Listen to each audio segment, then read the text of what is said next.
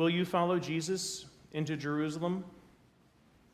It's kind of fun to have the palm branches and to wave them high and to sing Hosanna to our King and to mean it, to know that Jesus is our King and that we process in and honor him as he takes his throne, as he ascends to the heavenly city, as he's there in our midst to save us. The Jews long ago thought that Jesus really was the Messiah too. They thought that he was coming into the holy city to vanquish their oppressors. He thought that they would understand that he was coming not to destroy the Romans, but to destroy sin and death. And he saw them, looked out upon them with great joy and jubilation that they were with him, that they were following him. But how quickly things change. Just 5 days later, he's dead on a tree with just a few disciples. Where are the crowds? They're the same ones that were yelling, "Crucify him." Where are his closest friends? The ones who have given up their lives to follow him. They were filled with fear, and terror made them say they don't even know him. This happens to us all the time, doesn't it? It's fun to be a disciple of Jesus on the Sunday of Awakening, or when you come to the CSC for Mass and you join in community. It's not so fun to be a disciple when your professors mock you for your Christianity, or when your peers smirk at you as you do the Stations of the Cross on campus.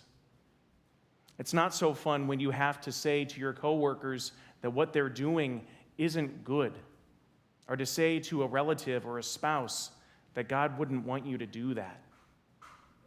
It's even worse when you have to take stock of your own life and to see that the hypocrisy of the scribes and the Pharisees is one thing, but the hypocrisy of your own life, of my own life, is another. It's easy to walk into Jerusalem with Jesus. It's quite another thing to remain faithful as he bleeds out on the cross. This is the invitation that's given to us this week, and it's hard. It's painful. The liturgies are beautiful and exciting, and they invite us into something greater than ourselves, and we look forward to them each year. But if we allow the liturgy to become something that we live out, then we start to see Jesus looking at us as he's chained, looking at us as they put a crown of thorns on his head, looking at us, looking at you when he takes up the cross, when he invites you to follow behind him and to have that heavy cross like Simon. That he looks out at you, the women of Jerusalem, who are scorned and ridiculed and treated like dirt by a society that says that we have equality for women, and then sees you and weeps with you. He sees you. He sees you and loves you and invites you into deeper mystery, invites you into intimacy, and wants to look at every corner of your life and say, will you allow me to love you here? Will you lay down this sin that you think is satisfying? Will you lay down this perception of yourself? Will you lay down your pride? Will you let me into your woundedness and your grief? For what do we hear the disciples say as they ask the man for his colt? The master has need of it. The master has need of your life, and he longs to speak lovingly to his world through you. Will you follow Jesus into Jerusalem? I encourage you to get your Bible out this week, just as the Jews would prepare for the Passover, so we might be able to prepare our hearts to see what's happening. Look up Exodus 12 and see it through the eyes of a Christian. The blood of the lamb smeared on the doorposts. Eating of the lamb and his flesh.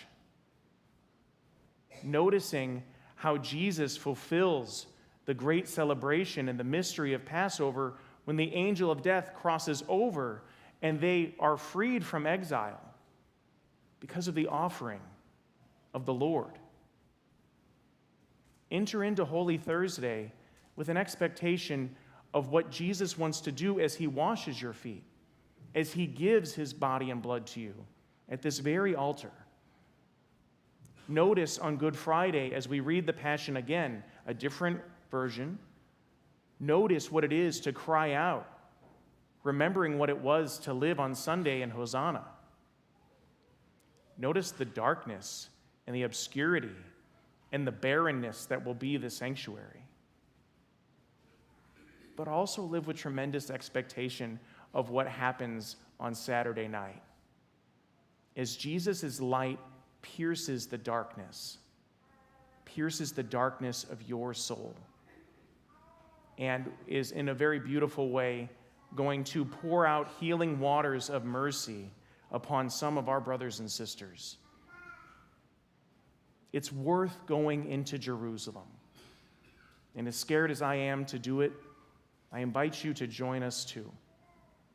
And not just to allow it to be this Holy Week, but to allow a Holy Week to be an identity that you embrace, just as Jesus embraced that cross. To be one of the disciples that's willing, even out of fear, to see what happens these days. And to be willing to allow the beauty of this week to become a lived reality that you talk about with Jesus each day. Will you enter into Jerusalem with Jesus?